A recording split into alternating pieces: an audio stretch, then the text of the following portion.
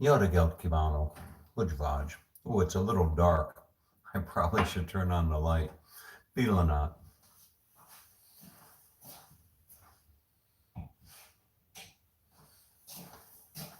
And God said, let there be light. And there was light. So let's try this again. Jöregelt kivánok. Hujvaj. Jó? Hmm. Ah. Start of another day. And look at you. You find yourself back in my cupboard. back in my kitchen cupboard. Yeah. Hmm. I woke up this morning thinking there's no place like home. And that's what Unit 76 in the Mantra apartment seems like. Kind of feels like home. And it's a simple place. It's simple, but it's clean. It's quiet. It's comfortable. It's got internet. And as a bonus, it has kangaroos. So, well, how can you go wrong?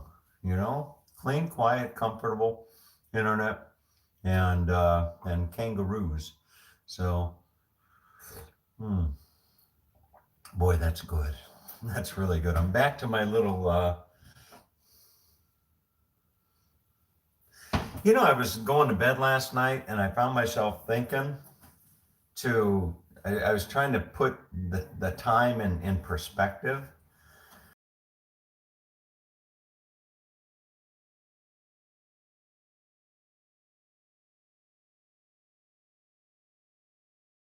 In Nelson Bay.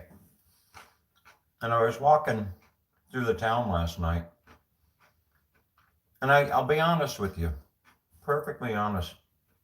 It felt like I'm where I belong. That's how it felt. As I was walking down to the street, walking down to the supermarket, which is 5 minutes from where I'm at, not even 5 minutes. As I was walking down to the supermarket last night, I found myself thinking, at least for the time being, this is where I belong. And I've talked in recent videos about visualization, where you visualize things. You don't know it at the time, to the extent that it's going to come true or not, but oftentimes you go through life and you just have a visualization of something. And little do you know, but you're planting seeds. And as I was walking down the street yesterday or last night here in Nelson Bay, it just felt like this is where I belong. At least for now, this is where I belong. But anyway, so here I am. I'm checked in, and when I checked in yesterday, they I went to the front desk,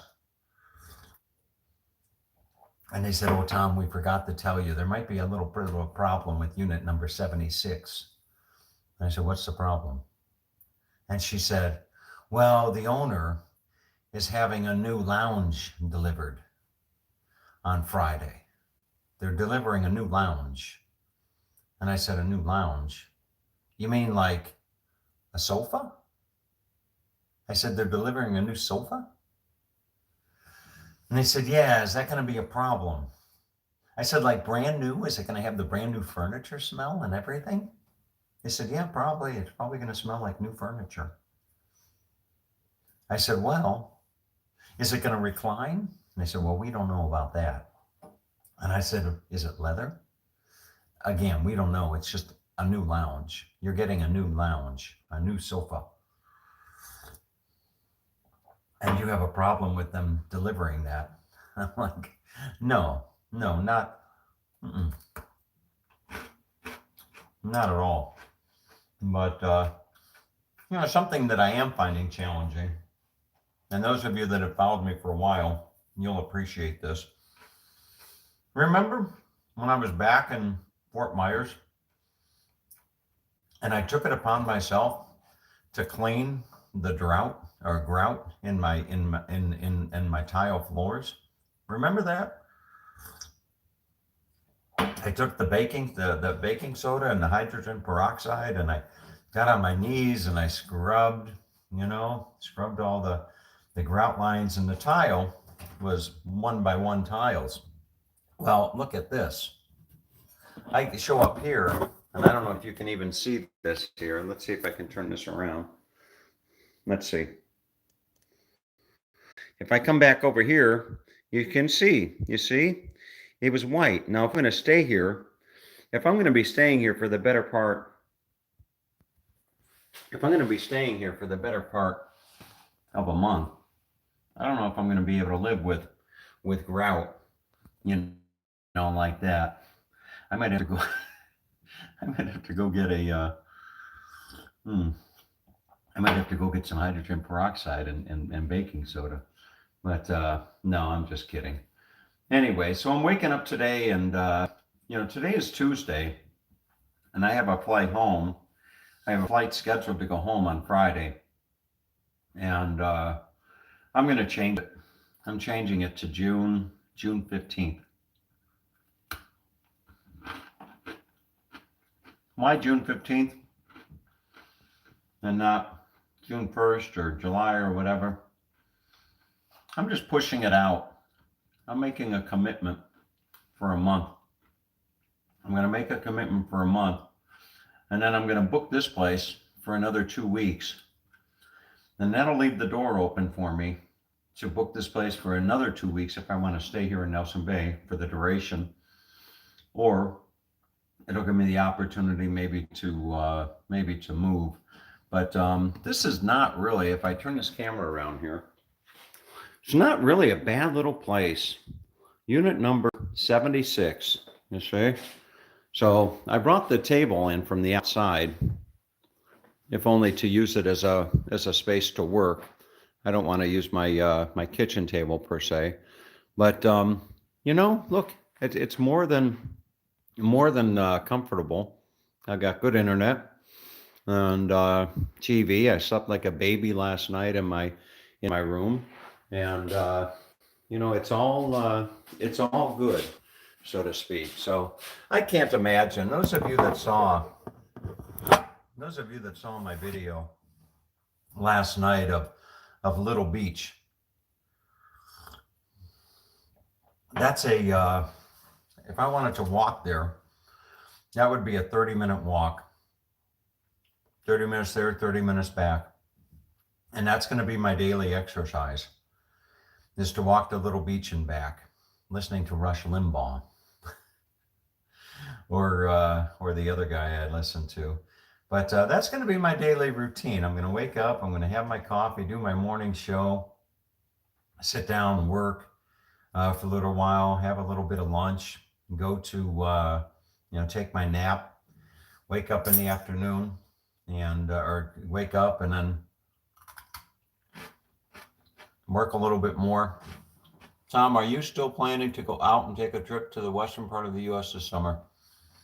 Great question.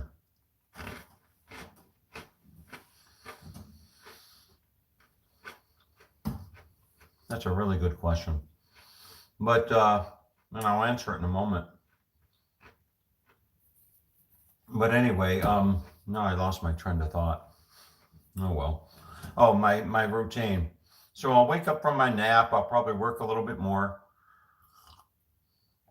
And it's getting dark. It's getting dark early here. It gets dark at about 5. Up there in the northern hemisphere, it's getting dark at 8:30 at night, whatever. Down here, it's getting dark like at 5 at night. And I don't know do they call it the equinox? I don't know I'm sure somebody out there can tell me, when is the quote unquote equinox? I think it's probably in June sometime, I would imagine, the point in time where the days start getting longer gradually. I bet it's in June that happens, and the days start getting longer. But to answer your question about going west, I would like to say that I'm going to go west, but at this point in time, it's hard to say. It's really hard to say, and I'll tell you why. I mean, just put the whole pandemic thing aside for a moment, Okay, just take that whole thing out of the equation. If I get granted a 12-month visa, if the Australian government embraces me and says, Tom, you're welcome to stay a year. Not many people in the course of their lifetime have the opportunity to visit Australia for whatever reason. A lot of people spend their entire life looking at pictures of Australia and hearing about Australia and watching videos about Australia, dreaming about coming to Australia, and they never get to come here. And then there are those that do have the opportunity to come here, and for whatever reason, they can't stay 3 months. You know, that's the most you can come on a tourist visa. They can't stay for 3 months because of financial obligation or financial constraints or family, obligations or work obligations. So they come on a 2-week or a 3-week holiday, and then they say that they saw Australia. And then you have individuals like myself where we have both the financial means and the dearth of obligations. There's your 50-cent word, dearth, D-E-A-R-T-H, dearth. I hope I use that right. Then there's those that, like myself, that have the dearth of obligations. And we can come for the 3 months. And there's even some of us that might come for 3 months and then leave the country for a few days and come back and spend another 3 months. But you can't stay more than 6 months in a calendar year. So I was thinking yesterday as I was walking down the street feeling like I'm where I belong, I found myself thinking that the opportunity to have an opportunity to stay in Australia for 12 months. I could hang Christmases. I could hang stockings, for Christmas in the middle of the Australian summer. Now, I don't know that you'd be wearing stockings for Christmas here in Australia because it's pretty hot in December, I think, but you get the point. And so I don't know. Am I going to go west for the summer? I just don't know. Right now, I'm planning to go home in June. That's the tentative plan, regardless of whether I get a visa or not. But that could change. And I'm sure there's those of you out there that think I'm just so indecisive, But it's nice. It's nice to have that freedom to not have to decide. It's nice. It's nice to have the flexibility to not have to decide. So going west, I just don't know. I just don't know. I thought, if I get back, I've got to do my taxes, and taxes are due July 15th, I think. And not that I have to be in Florida to do my taxes, but at some point in time, I probably should go to Florida to check in or something like that.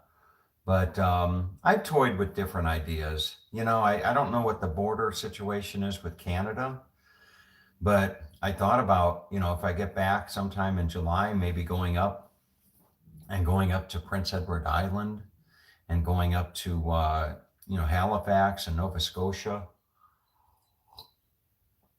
going up through the, upper New York, like the Finger Lakes, and then go up through Ottawa and Quebec into Nova Scotia, and then come down in the autumn again and go back down through through Maine and Vermont and New Hampshire, and come back. I mean, I've toyed with that idea, but I also toyed with the idea of taking the camper and heading west, young man. I just don't know, to be quite honest with you. And in this world, you just get to the point where you take things day at a time. It's just, one day to the next. You just take it day at a time and see what happens. You know what I came across in my car yesterday? I don't think I shared this with you before. Remember when I was staying in Bright, and I was renting that little I was renting that little space above the garage from that wonderful gentleman, and there were the kangaroos out in the backyard and everything like that. I woke up one morning, when I woke up the one night that I stayed there, and I looked over on a shelf, and I saw this. Look at this. From produce, from produce to platter, Victoria's High Country. Through the eyes of locals who are dedicated to making the best regional food and wine, you will discover new taste sensations that have been foraged from wineries, restaurants, farm gates, and more in this armchair journey through Victorian High Country. Strap on your belts and enjoy the journey through this vast historic territory of hilly grasslands, bubbling estuaries, and snowy Alps. The stories, photographs, and recipes will entice you to visit and take home the delights of these 6 regions encapsulated in Produce to Platter, Victoria's High Country. And boy, I saw this, and no, I didn't steal it. Okay, I'm not that kind of guy that goes to like a hotel room or something and steals something, thinking, oh, well, I paid $300 a night for the room. I'm justified to take it. No, I asked him. I called him up and I said, can I buy this from you? Can I buy this cookbook from you? I said, I collect cookbooks. I have a cooking show. And this would be a great thing for my cooking show.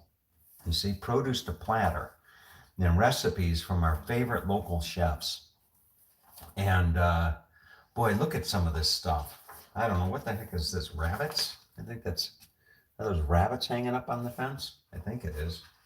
But anyway, Alpine Valley, the German Rouladen, gluten-free chocolate and raspberry brownie. Oh my God, they've got all types of stuff in here. Really, really good. Honey banana pecan loaf. Just all types of good stuff. Boned leg of lamb. You see? So I'm going to be able to do some nice stuff. Sticky caramelized pork belly with pineapple salsa, coconut rice, and barbecue sauce. Doesn't that sound good? So anyway, we will see, as the saying goes, whether or not maybe I'll do a cooking show from here in Nelson Bay.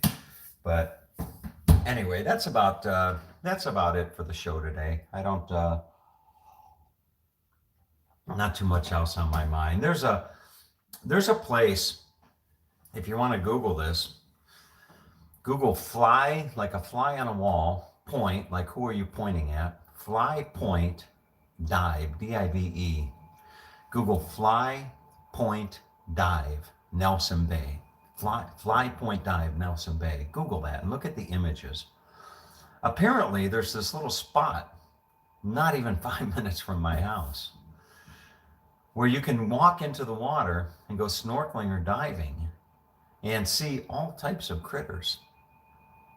And boy, I think that I may do that. I don't know if I can rent a wetsuit, but maybe I can rent myself a wetsuit. Maybe Carlo was telling me if they lift restrictions, that he'll come up and maybe visit me, and maybe Carlo and I can go diving together. Who knows? Anyway, I need to get on with my day. Hope everybody out there have a good day. Okay, take good care of yourselves. All right, see you later. The only thing missing here really is Alexa. Oh, you know what? Before I forget, I got to tell you something. There's somebody had asked me today if I'm dating anybody.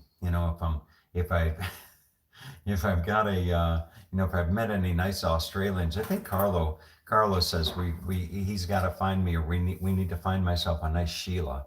I don't know if that's what they call it down here in Australia when they're saying you got to find yourself a girlfriend or something. But Carlo said, oh, we got to find you a nice Sheila. But interestingly enough, probably about 2 months ago, maybe 3 months ago, I matched with this woman on this dating website.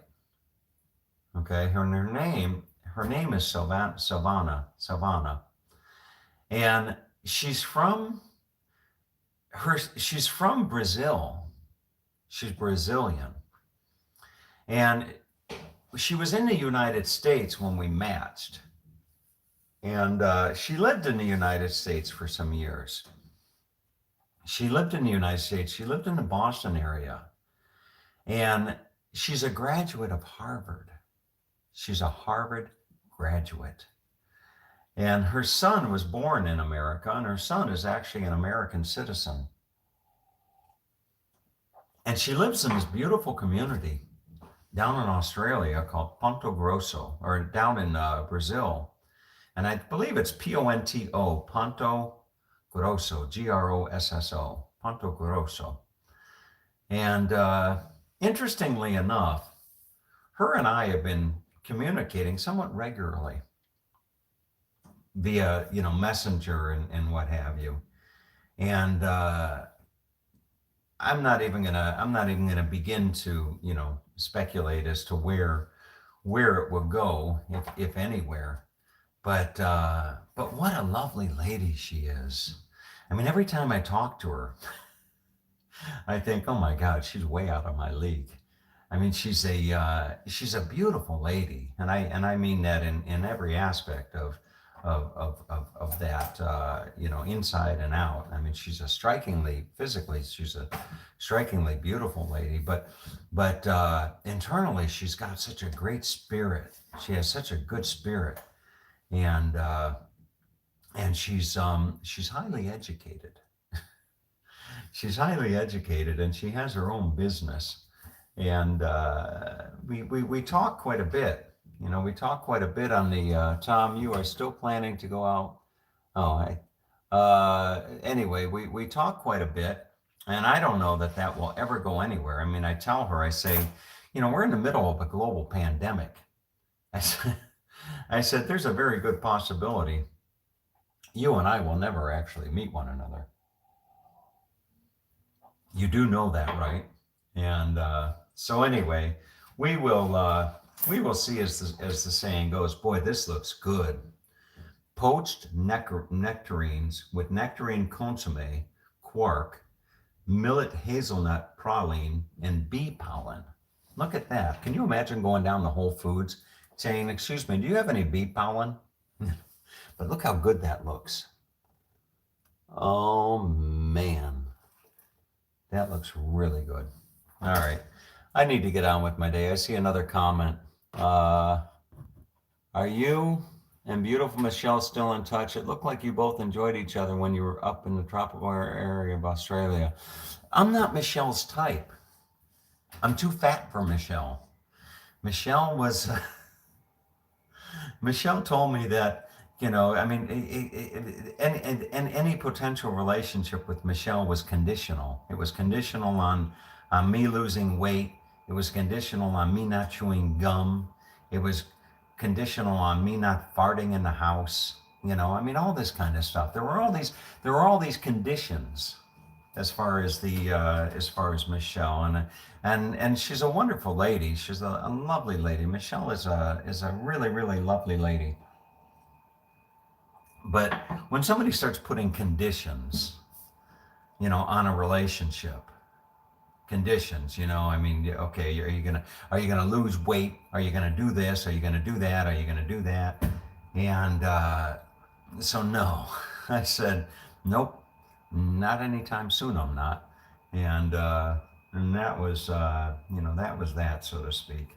But anyway, find someone who likes you just the way you are. Isn't that the truth? I mean, you go through life. I've learned that in the past. When I was younger and I was in my 40s and I was dating young women that were 10, 15 years younger than me, I used to have this tendency, can be found in many health. Okay, I didn't know that. But I used to have this tendency when I was dating where I would find somebody and I thought, oh, gee, I can shape and mold them into, the type of person that I want to be with.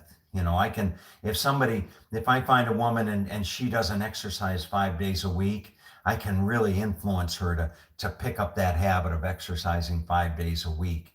And if I find a woman and she has this habit to sit and watch reruns of Friends every night, like spend 2 hours watching reruns of Friends and Cheers. Then I can influence that person to not do that, to recognize that that's a waste of time and all that kind of stuff. And I used to do that. I used to think, I wasn't, what do you call it, a control or whatever like that. But then I came to the realization that instead of finding somebody and trying to change them into the type of person that I want to be with, why not just find the type of person that I want to be with? Why subject somebody to to what it is that I want? Why bring somebody into my life only to try to change them into what I envision as what's a good, good or bad, or or what have you. And that's the problem that a lot of people have in relationships. It's all about control. People get into relationships and then gradually one person starts to gain control over the other, and then one person finds themselves in the unfortunate situation where they're stuck because they're for financial reasons, or whatever it is. They're stuck in a relationship, and they're being controlled by somebody. So that's not what I want in a relationship. I just want somebody who lets me, eat what I want, when I want, chew my gum, you know, all that kind of stuff. I just want somebody who just accepts me for who I am, and I want to find somebody who I just accept for who they are. I don't want to change them. I don't want nothing like that. Just live and let live, so to speak. So anyway, all right, I need to get on with my day. Everybody out there, have a great day. All right, take good care of yourselves. That's the inside of the cupboard. You see. I see you later.